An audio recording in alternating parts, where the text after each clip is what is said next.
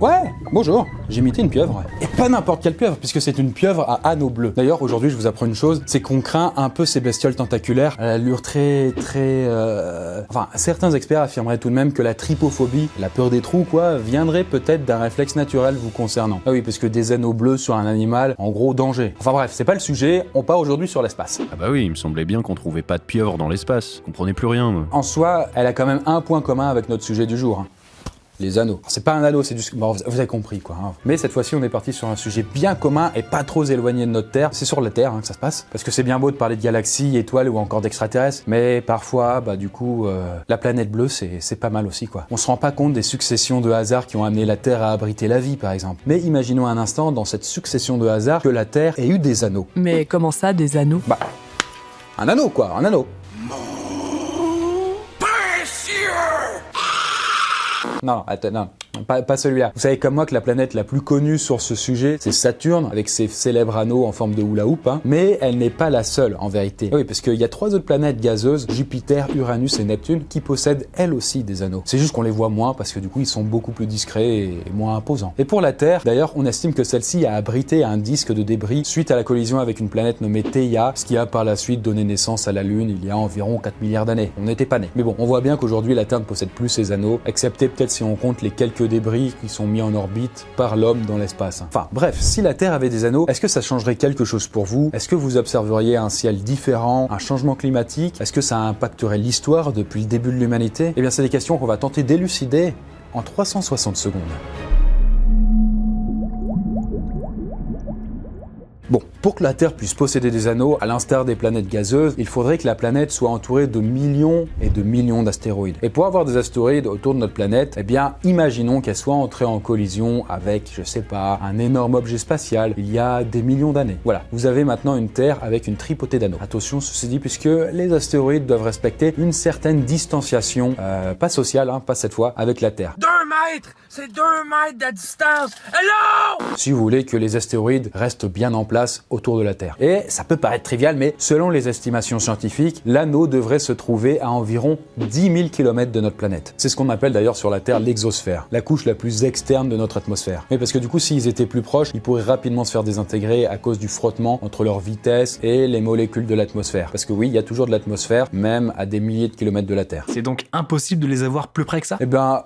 oui, grosso modo, ouais, et c'est surtout scientifiquement prouvé. Ça s'appelle d'ailleurs la limite de Roche, rien à voir avec le caillou. Hein. Par contre, ces anneaux ne peuvent absolument pas être de glace comme par exemple ceux de Saturne. Et oui, parce que la Terre est beaucoup trop proche du Soleil, du coup, les scientifiques pencheraient plutôt pour des anneaux de roche, tout simplement, sinon ils fondraient rapidement. Ça serait quoi comme roche? De la pierre? Alors, pas tout à fait, hein. Les scientifiques se tourneraient plutôt vers des roches en silicate, qu'on appelle astéroïdes de type S, et qui représentent environ 17% des astéroïdes répertoriés. En gros, ça donnerait l'aspect d'un cerceau de gros cailloux vus de près. Ah, en soi, ça va être joli dans le ciel, non? Eh bien tout juste, ouais, exactement. Mais en fait c'est tout bête, mais le Soleil va réfléchir une partie de sa luminosité sur les astéroïdes. Du coup, ils seront visibles en permanence et ils feront même de l'ombre à la Lune, qui ne reflète en tout et pour tout que 10% de la lumière du Soleil. Oui, mais concrètement, ils vont ressembler à quoi dans le ciel, ces anneaux?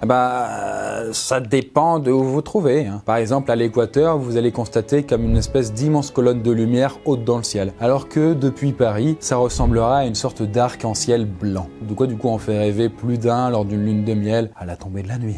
Disons que vous ne vivez pas de la même manière que sur une Terre sans anneaux. Dans ce scénario, l'axe de rotation de la Terre serait incliné de 23 degrés. Ainsi, les anneaux projetteraient une ombre gigantesque de plusieurs centaines de kilomètres au nord de l'équateur, en raison de la présence du Soleil. À cause du manque de lumière, un pan entier de la Terre ne pourrait pas être chauffé par l'étoile. Une partie de la planète deviendrait alors hostile à l'évolution des êtres vivants.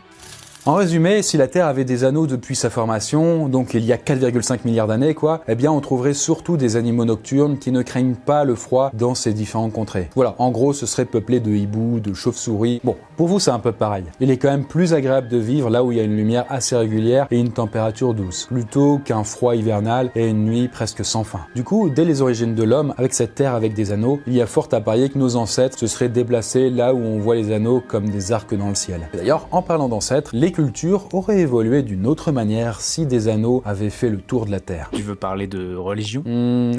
Moi, en partie, ouais. Et je parle notamment de tout ce qui concerne la mythologie, les croyances de l'Antiquité, tout ça, quoi. Bah oui, parce que les peuples avaient l'habitude de définir les éléments naturels comme des divinités. Par exemple, la planète Jupiter a donné son nom au roi des dieux romains. C'est celui qui se fait appeler Zeus chez les Grecs. Sonnez l'alarme! Bon bah du coup, si des anneaux avaient orné le ciel d'une lumière inconnue, il y a de grandes chances que ces peuples auraient cru à une sorte de pont ou de chemin entre les vivants et les morts, par exemple. Bof, ça aurait rien changé pour moi, hein. Tu sais, je crois en rien, donc... Attendez. Pas besoin d'être déiste non plus, hein. Si la Terre avait des anneaux, chacun y aurait trouvé un avantage. Donc ça s'arrête pas qu'à la religion. Oui, parce que quand on parle de culture, on prend bien sûr en compte les croyances religieuses, mais il faut pas oublier la science et les inventions de l'homme. Si des anneaux avaient orné la Terre dès sa création, les mathématiciens de l'Antiquité auraient pu prendre leur position comme repère afin de calculer les distances entre la Terre et la Lune. En plus de cela, les marins auraient eu la capacité de se repérer jour et nuit en suivant l'arc de roche dans le ciel. Et donc, on peut dire que ces anneaux nous serviraient bien pour voyager. Ce serait donc bien pratique pour les grandes traversées. Ouais, c'est bien ce que je dis. Avoir des anneaux, c'est quand même vraiment pratique. Tu peux pas dire le contraire. Ouais, après, tout n'est pas tout blanc, tout noir non plus. Mais oui, c'est clair. Et vis-à-vis des anneaux, il y a un petit souci, l'envoi de nos satellites humains dans l'espace. Oui, parce que la plupart du temps, les satellites sont envoyés assez proches, autour par exemple des 800 km de nous, ou encore plus proches avec l'ISS qui est autour des 400 km. Donc là, on pourrait se dire qu'ils sont largement assez loin de nos anneaux, situés à 10 000 km. Mais le problème, c'est que vous n'êtes pas à l'abri de voir des poussières ou des particules de roche provenant des anneaux tomber directement sur les satellites. Bah t'exagères, on parle de petites particules, je vois pas ce que ça peut faire comme mal.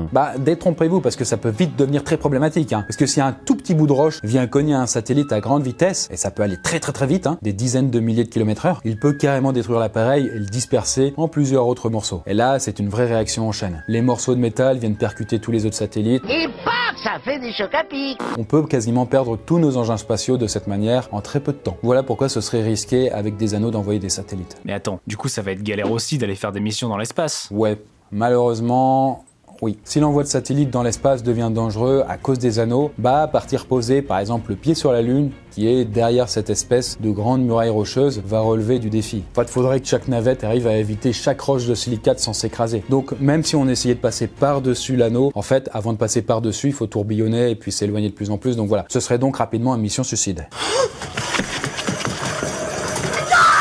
Donc en conclu, en vrai, à part les problèmes de satellites, vous n'auriez pas une si mauvaise vie sur Terre. Et même si actuellement nous n'avons pas un vrai anneau autour de la Terre, la pollution spatiale est un problème bien réel. Pensez bien qu'à l'heure actuelle, on peut trouver des objets spatiaux allant de quelques millimètres à des choses aussi grosses que des autobus. Et si on prend pas garde, d'ici quelques temps, ça pourrait devenir invivable. Mais du coup, peut-être qu'un jour, il y aura tellement d'objets poubelles autour de la Terre qu'il sera impossible de repartir dans l'espace sans se faire percuter par l'un d'eux, faisant de la Terre notre berceau, mais aussi notre tombeau.